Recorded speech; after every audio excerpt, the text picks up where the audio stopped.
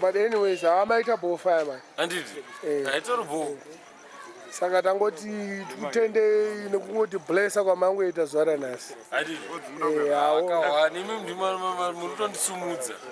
Ndozvifarira manje mucommunity. Handiti ka. Murundibatsirawo pahondo yandikurwa. Handoono kuti unono munhu anonzi John Facha anoridza mizi. But the other thing, because that new chairo chairo. Nonzi Fortune. Fortune and Masautso Chinchembere.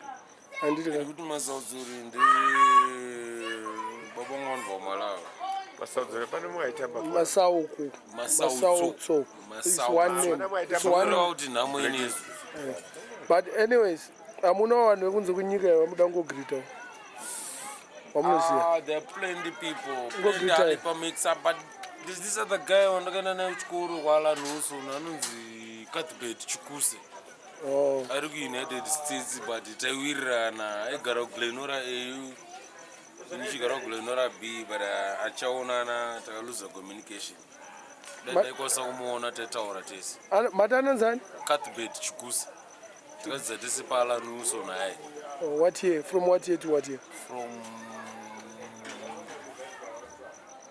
what should I say? Alanuso ndakapedza 88. Saka from about 85. Form 4 guy? Yeah, Form 4 to 88. Form 1 to Form 4. Okay. Chimugreeta zvine power. Mukunakirwa nemaHebs here?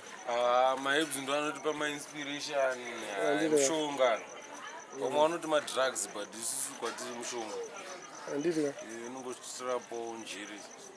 Kungorodza njiri. Mativaraidza almost 2 hours tine muMarare muno Mbare. Asi anonzi Cuthbert Chikuse denda ikwanisa akacommunicata neni. Matandi Cuthbert Chikuse. Cuthbert Chikuse. Takadzidza paAlan Wilson. Iye aigara kuGlenora A. Ini chigara kuGlenora B. Tichangoisawo kuti agara aziziva kuti muriko. Handiti? Ndatenda hangu mukoma minutes. Maita bondi matosparka. Yes, cool runs. Mamboti blessa. Yes, sir. See, last year. Bless. It was a nice time. Give young son praise.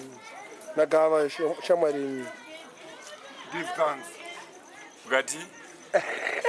Nechirong teni. Nechirong teni. Utombodya mavitamins pamwe ndiri cafe fast. Chirong teni. Nyimo. Machona here chirong teni. Yakaita seko Germany amaroya. Ibo. Ndokutombona kuti